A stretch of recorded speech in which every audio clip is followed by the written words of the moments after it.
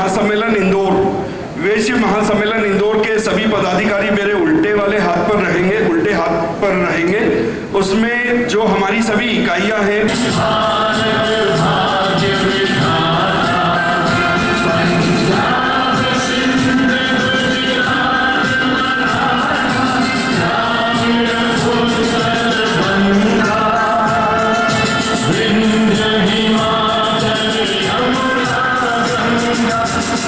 का बंधु कई तरह की समस्याओं का सामना कर रहा है, अलग अलग तरीके से उसको उत्पीड़ित किया जाता है। समाज का अंतिम व्यक्ति जिसको किसी प्रकार की कोई मदद नहीं मिल पाती है, उस तक वैश्य महासम्मेलन आप सभी महानुभाव, आप चूंकि सभी समाजों का प्रतिनिधित्व करते हैं और आपके बल पर ही अपने अपने समाजों में आपके कारण ही समाज एक दिशा देखती है, दिशा निर्धारण करती है। आपके बंधुओं, मैंने अभी आपको बोला कि हमने हमारे सभी समाजों के अध्यक्ष महामंत्रियों को यहाँ पर आमंत्रित करा है और साथ में उनकी कार्यकारिणी को भी यहाँ आमंत्रित करा है। संगठन का मतलब सभी बिखरी हुई ताकतों को एक मंच पर लाना। आज जितनी शक्तियां हमारे बीच में एकत्रित है, यदि ये पूरी शक्ति एक हो जाए तो निश्चित मानिए हमारा वैश्य समाज कभी भी किसी भी दूसरे उत्पीड़न से कोई भी उत्पीड़ित हम लोगों को नहीं कर पाएगा यदि हम लोग एक हो गए। वैश्य महासम्मेलन इंदौर हमेशा यह प्रयास करता है कि सभी समाजों के सभी घटकों को एक मंच पर लाए। उसी का आज सुखद परिणाम है और हमारे माननीय हरीश विजयवर्गीय जी का प्रयास है, जिनके संयोजन में आज आप यहाँ सब उपस्थित हैं। बंधुओं, वो अपनी समस्याओं को हम तक पहुंचा ही नहीं पाता है। कई तरह की उसकी पारिवारिक मजबूरियां रहती है। कहीं हर समाज अपने स्तर पर पूरी कोशिश करता है कि अपने समाजजन की पूरी मदद करे, क्योंकि संगठित एक समाज का व्यक्ति और 18 समाज के व्यक्ति, इनका अपने आप में बहुत बड़ा अंतर है। यदि एक समाज का व्यक्ति किसी भी विचार को सुनेंगे तो विचार हम दिल से करेंगे। यहाँ किसी भी प्रकार की राजनीति या दूसरे विषय में हम लोग चर्चा करने के लिए एकत्रित नहीं हुए। और हमको इस वैश्विक महासम्मेलन में लाने वाले कैलाश खंडेलवाल जी, सभी समाजों के अध्यक्ष और महिला शक्ति, मैं भी पिछले करीब 3 साल वैश्य समाज का अध्यक्ष रहा और उस समय काफ़ी हमने भी प्रयास किए थे कि किस तरह से सारे समाज इकट्ठे हो। जब हम कार्यक्रम करते थे, जब वैश्य समाज के नाम से हम कार्यक्रम करते थे, पता पड़े 2000-3000 लोग आए। किसी भी भाव से आपको बताएंगे। और मैं तो वही अध्यक्ष हूँ, मेरे अलावा भी हरीश भाई हैं।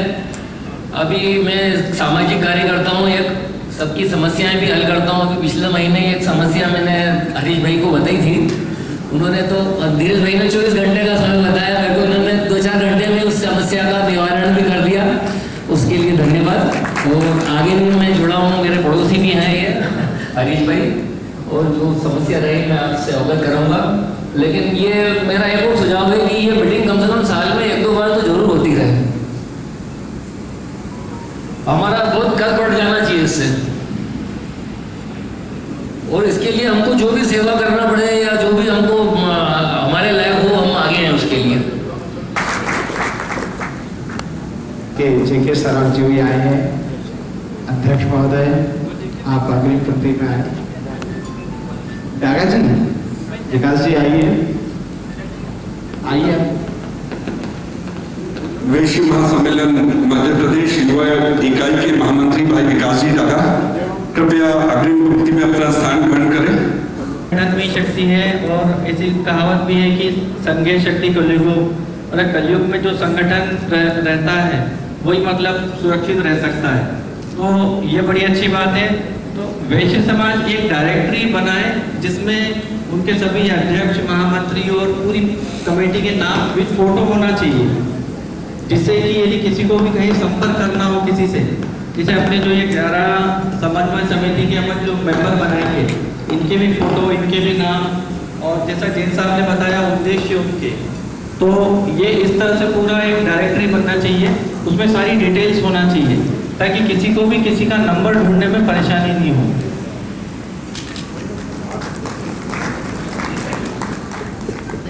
हेलो, जय श्री कृष्णा सभी ऑनरेबल्स को। मैं श्री कवि वैश्य समाज इंदौर से मुकेश गुप्ता हूँ, और ये बाकी हम सबके लिए बड़ा गौरव की बात है कि वैश्य सम्मेलन एक ऐसा मंच है जो सभी वैश्य घटकों के लिए प्रोत्साहन तो दे रहा है, सुरक्षा तो दे ही रहा है, साथ साथ हम सबको पहचान भी दे रहा है। आदरणीय धीरज भाई साहब एक ऊर्जावान अध्यक्ष है वैश्य समाज इंदौर के, और मैं कवि वैश्य समाज से सुझाव आपके साथ बहुत ही मूल्यवान है, और उनकी भी आवश्यकता है और आज संगठन की भी आवश्यकता है। जो मैंने देखा है, पाया है, मैं भी एक छोटा सा समाज का सेवक के नाते सभी घटकों के समाज में करीब करीब मेरा मिलना जुलना रहता है, और संगठन के नाम पर होता है पर घर में मतभेद हो सकते हैं, मत मतांतर हो सकते हैं, ताकि वो इस सम्मेलन के मंच पे आके और ज़्यादा एक दूसरे को पहचाने, आपस में कनेक्टिविटी हो। तो मैं ऐसा समझता हूँ कि यहाँ कम से कम 250 से 300 लोग हैं। काफ़ी लोग अभी भी इस बारे में सोच रहे होंगे कि यार हम कुछ 10 या 20 लोग तो हम पहचान रहे हैं। मैं ये चाहूँगा कि वो जब आए तो ये 250 लोगों के चेहरे पे एक दूसरे को मुस्कुराहट और एक दूसरे को पहचान सकें, जिसमें कि उसके लिए बहुत जरूरी है कि जैसे अगर कोई न्यूज़ बुलेटिन या कोई इंडेक्स हो जिसमें कि सारे कॉन्टेंट्स डिटेल में बने। दूसरी बात जो आ रही है कहीं ना कहीं ताकत की बात है, और जैसे मैं कहूँगा कि लोन के रूप में लिया बिगड़ ब्याज के, और ऐसी बड़ी बड़ी जगह मैंने जयपुर में, कोटा में, सवाईमाधोपुर में सब जगह जमीन तैयार कर दी समाज की, और सब जगह रजिस्ट्री हो गई, क्योंकि समाज संगठन मजबूत जब हो गए, खुद की अपनी जगह हो। आज ये तो बहुत बड़ा दिल है मेरे भतीजे हरीश भाई का, जो ये जगह दे देते, आज इतनी बड़ी जगह पर लेने जाओ, इतना बड़ा काम ना करो, नागौर में अपने जीव खर्चा हो जाते हैं। मैं आप लोगों का समय तो ले रहा हूँ, और एक निवेदन आप लोगों से सबसे और कर रहा हूँ कि आपको मालूम पड़ेगी कि आपकी पैनल मीटिंग है और आपकी बात पहली बोल पड़ता है, तो आप अपने घर से लिख के लाओ, है ना? वे बड़ा और ऐसे यदि अपनी परिवार है, कोई भी समाजजन यहाँ पर बोलने में संकोच महसूस ना करे, क्योंकि परिवार के बीच में बैठे, परिवार के बीच में कभी भी संकोच नहीं होना चाहिए, ऐसा हम लोगों का मानना है। तो हर व्यक्ति, हर समाजजन अपनी बात को रखे। आपने जो पहली मीटिंग की, हमको जो स्वीकृति दी, उसके लिए मैं आपका हृदय से आभार प्रकट करता हूँ, धन्यवाद ज्ञापित करता हूँ। और दूसरा, आपने जो हरीश भैया के लिए बोला है, चैनल तो मैं आपको बताना चाहता हूँ, हरीश भैया ने वैश्य समाज के लिए HR ग्रीन गार्डन कभी भी 1 रुपया भी आज तक नहीं लिया, हमेशा निःशुल्क उपलब्ध करवाया।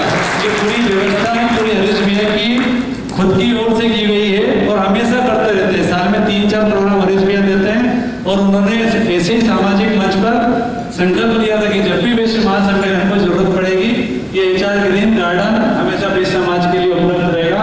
तो मैं आज आप सभी कर्णधारों के सामने उनका पुनः आभार प्रकट करता हूँ, धन्यवाद ज्ञापित करता हूँ। यहाँ जितने भी सब बैठे ये जगह के लिए तो हरीश भाई को एक बार जोरदार ताली बजा के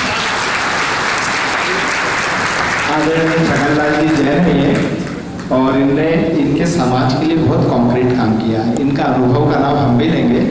और अध्यक्ष जी, जो ये हर समाज के जो मांगलिक भवन होते हैं, धर्म कि बहुत तकलीफों का सामना करना पड़ा है। अतः निवेदन है कि जो भी समाज के अध्यक्ष है, अपने यहाँ पर ऐसी परंपरा करें कि सामूहिक नेतृत्व की परंपरा चालू की जाए सभी को। जैसे पहले होता था, पर अभी देखा होता बहुत ज़्यादा स्थिति खराब हो रही है, क्योंकि अभी मेरे समाज के सामने देखा मैंने बहुत दूरियाँ बढ़ गई हैं, वो दूरियाँ मिटाना पड़ी हमको, क्योंकि लोगों की तरफ की तो हो जाएगी।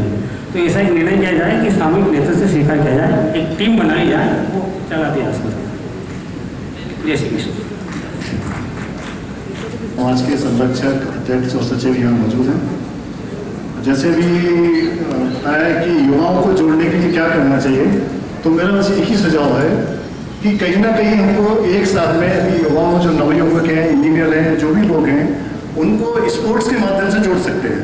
तो स्पोर्ट एक्टिविटी साल में एक बार ऐसी की जाए जिसमें सारे समाज के युवा या जो भी खेलना चाहें उसमें आप स्पोर्ट्स से जोड़ेंगे तो वो एक अच्छा पहल रहेगी। मेरा यही सुझाव है।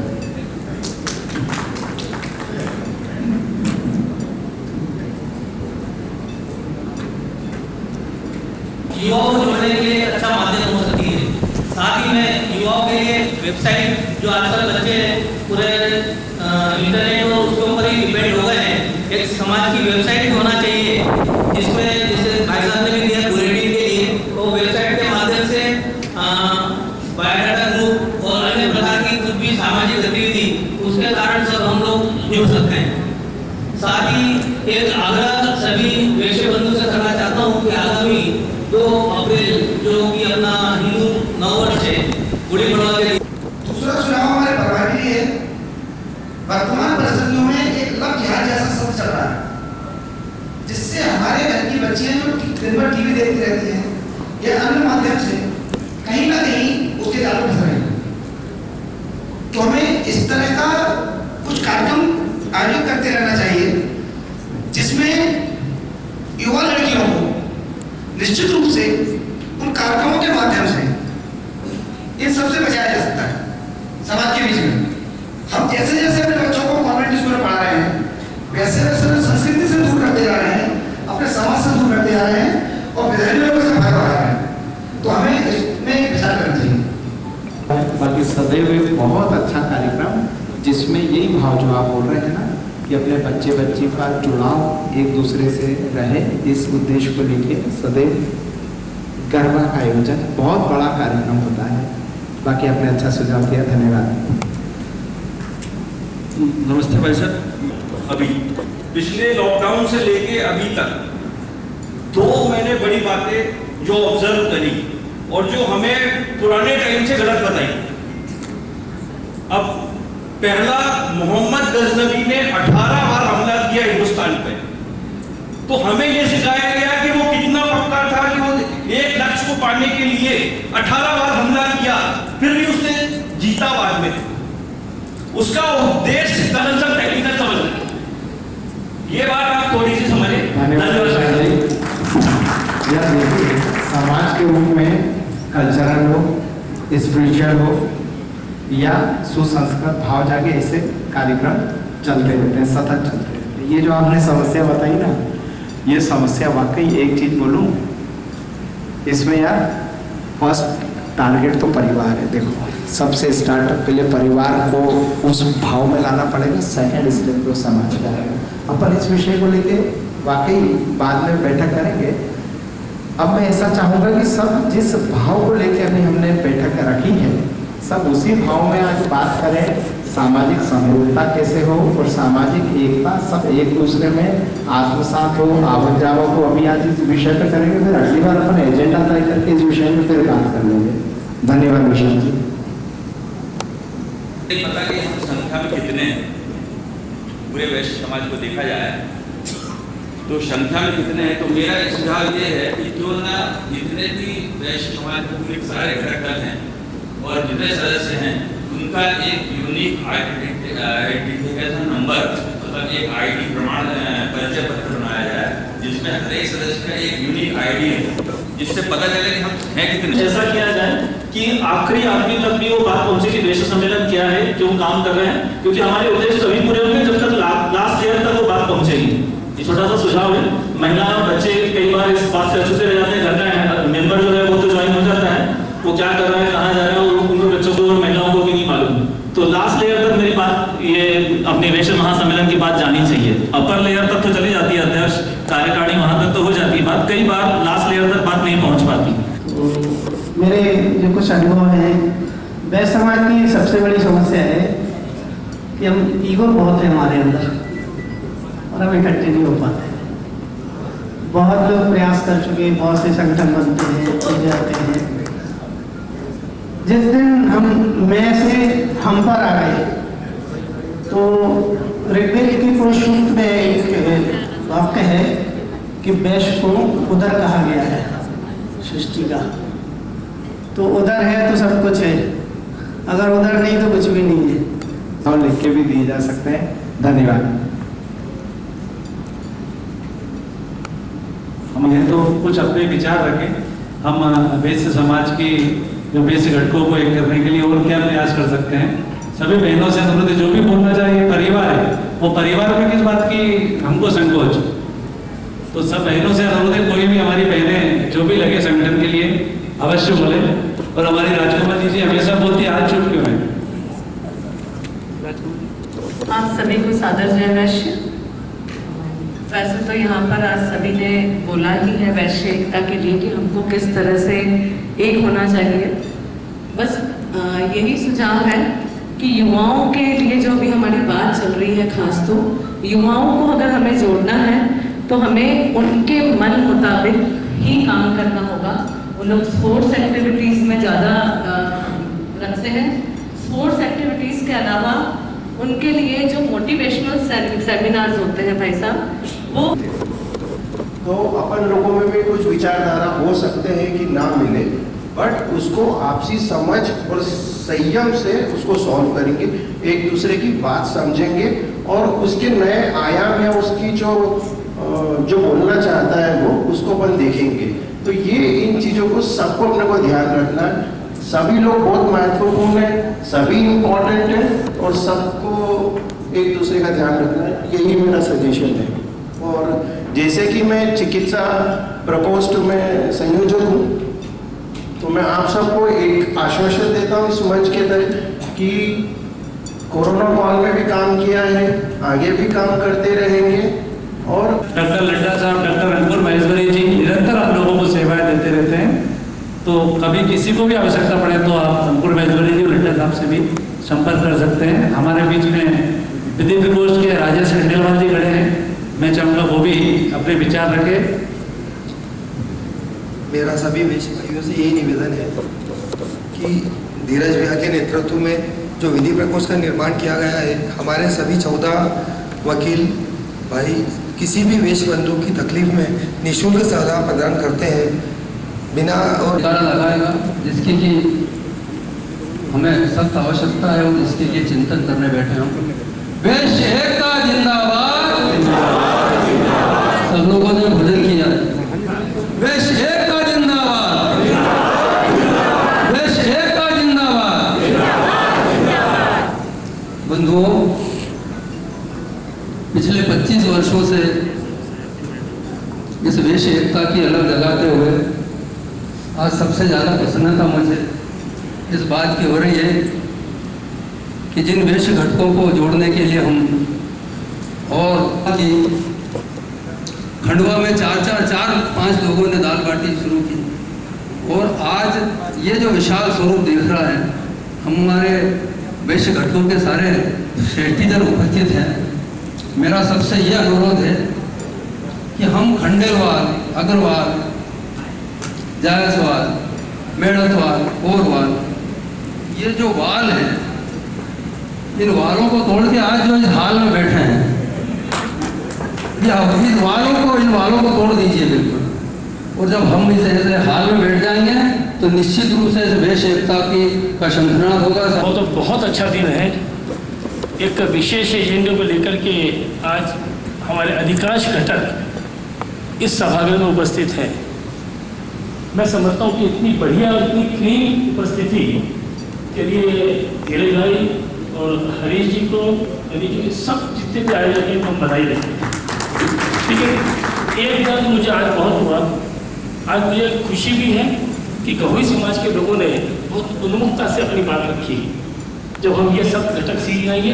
हालांकि गहोई समाज बहुत ही क्वालिटी समाज है, मेरा ये मतलब नहीं है कि दूसरे नहीं। आज महेश्वरी समाज, अग्रवाल समाज से स्पीकर्स कम निकले। अगर अग्रवाल समाज और महेश्वरी समाज गहोई समाज के बड़े भाई के रूप में काम करेगा, करते हैं वो। आज कुछ मुझे थोड़ा ये लगा कि आज सकरी था, या तो शायद खाने में बड़ा ज़्यादा मजा आ गया तो बोले आराम से। लेकिन जब ये गाड़ी दौड़ी है तो आज पूरे प्रदेश में इंदौर इकाई का नाम आप सब लोगों के कारण बड़े गौरव से लिया जाता है।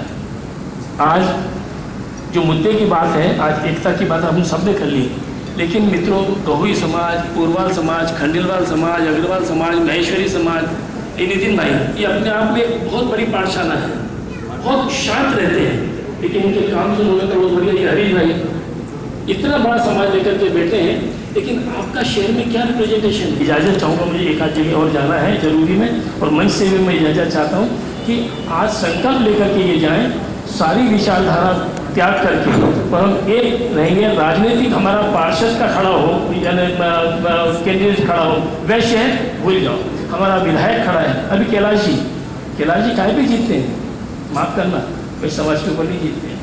उनका खुद का बौद्धिक कौशल, उनका बुद्धिबल, आकाश जी, उनके यहाँ कितने वैश्य समाज के लोग। जब हम दूसरे समाज में जाकर के हमारी आज की यह सभा अंतिम पड़ाव पर है, और जो हमारे मुख्य अतिथि हैं जिनको सुनने के लिए आए हैं, मैं आग्रह करूंगा वीरेंद्र जैन साहब।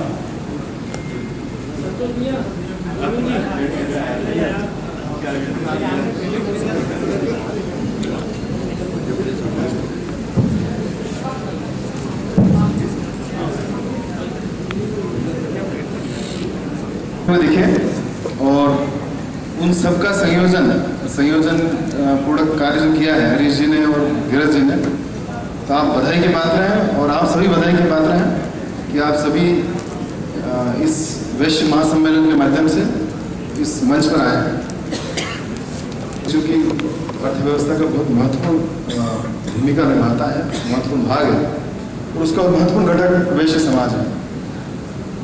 तो आप ये मान के चलें कि जब भी जीएसटी में जब भी उचित, जैसे मैं दुविधा में था, लेकिन आपने मेरा दुविधा समाप्त कर दी, उचित है ना, रिजनेबल दुविधा जब भी आए, जब भी नैतिक दुविधा रहेगी, तो मैं और मेरा डिपार्टमेंट धीरज भैया सबसे पहले तो वैश्य समाज के सभी घटकों को नमन करता हूँ। अब यार सबने इतने अपने अच्छे विचार दिए, पार्टिसिपेट किया इस विचार गंगा में, तो मैं सबको वैश्य समाज के विचारक बोल के सबके अलग अलग नाम लेके ये विषय करता हूँ। अनिल जी जब ये मीटिंग का प्लान कर रहे थे ना धीरज जी, तो इनका भाव ऐसा था कि ये मीटिंग होना चाहिए। ऐसा नहीं कि कुछ लोग मंच पे बैठ गए और बाकी सबको ऐसा लगना चाहिए कि सब अपनों से अपनी बात कर रहे हैं, सब आमने सामने बैठे हैं, और घर के विचार, घर की बात हम एक छत के नीचे बैठ के कर रहे हैं। ये भाव अध्यक्ष जी का था। जैसा एक चीज बताऊँ आपको, ये जो वैश्य समाज है ना, इसने अपने परिश्रम से, अपने पसीने से, अपने पोशाक से पैसा कमाया है। ये समाज बिजनेस नहीं करता है। ये रहता था ना, वो गिराक की तरफ झुकता था, गिराक की तरफ झुकता था, बीच में नहीं रहता था। मतलब उसको गिराक को ज़्यादा देने का भाव है, तो वो हम में है, हम ज़्यादा देना चाहते हैं। ये भाव हमारी जीन्स में है, देने का भाव।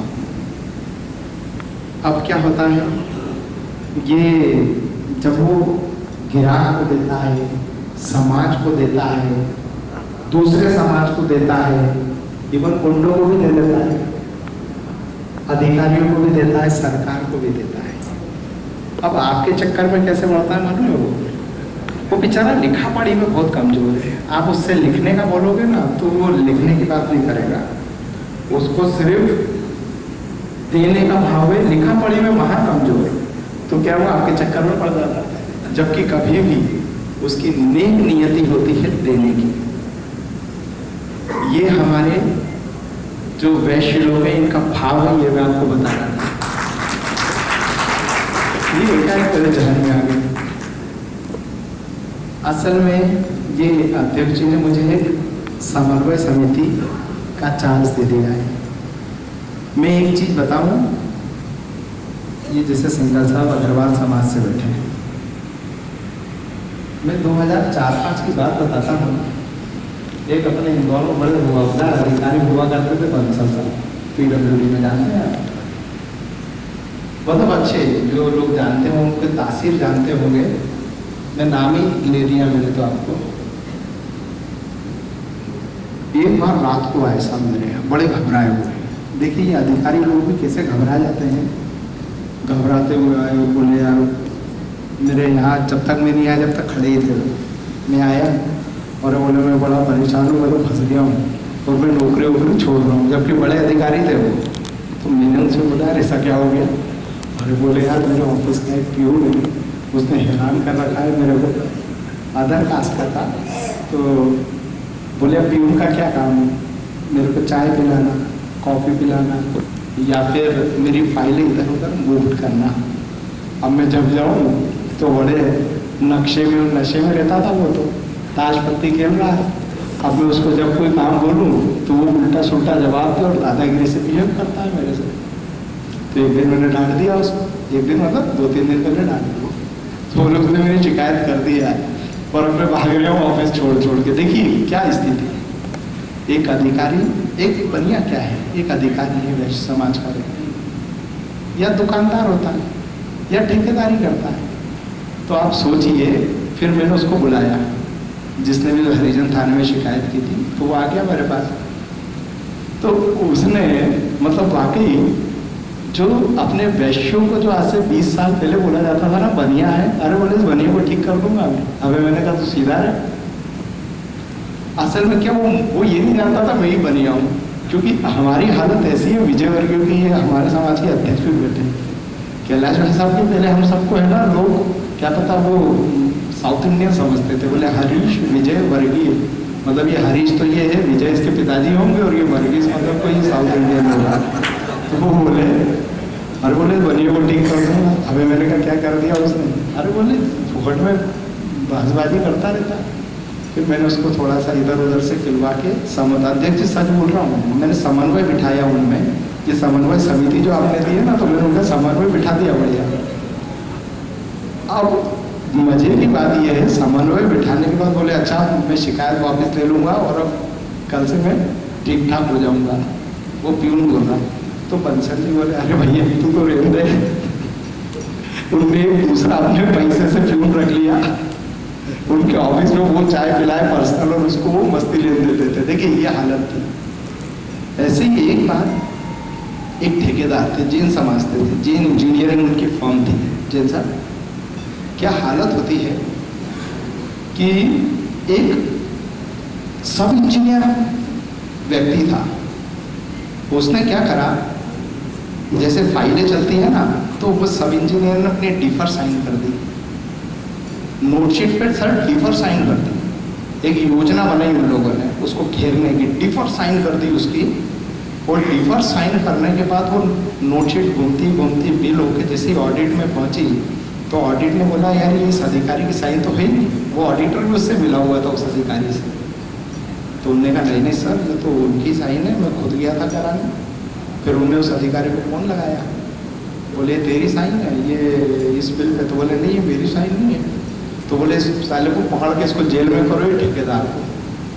तो ठेकेदार मतलब जिसने पैसा लगाया, उस ठेकेदार पसीने से तरबतर हो गया वहाँ पर, उसको समझ में नहीं आया कि वो क्या गया, यानी किस प्रकार से उसको लपेटा गया। फिर वो आया मेरे पास, फिर मैंने उस अधिकारी को ही बुलाया।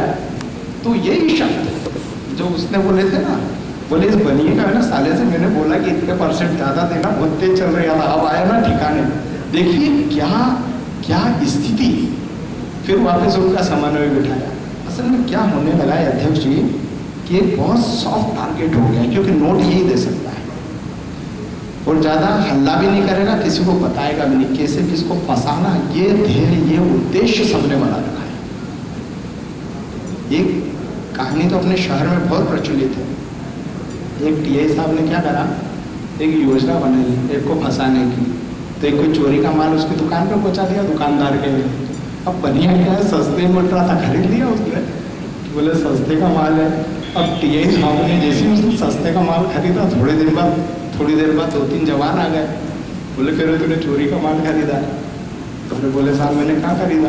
बोले ये बोल रहा है, और बोल के बोला कि चोरी का माल है। ऐसा करके किसी भी प्रकार से बनियों को प्रताड़ित कर देते हैं। योजना बना के, किंतु ये जो कुछ लोग कर्णधार हैं, अपने कैलाश जी, रमेश जी हैं या रमेश अग्रवाल जी हैं, इनने बनियों को वैश्य बनाया और वैश्य बना के वैश्य ताकत दी।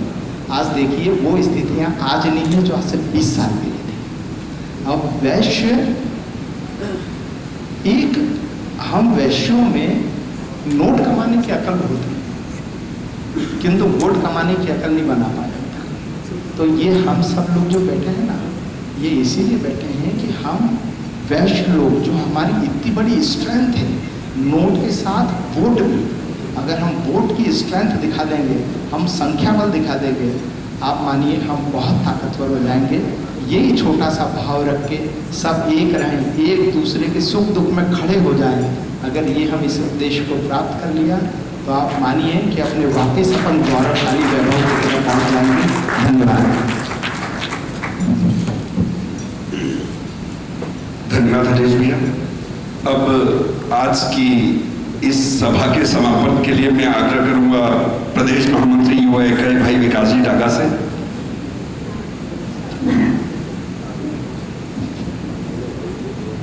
सभी को सादर जय वेश, आदरणीय मंच और यहाँ विराजित सभी सूर्य श्रोतागणों को मेरा सादर जय वेश।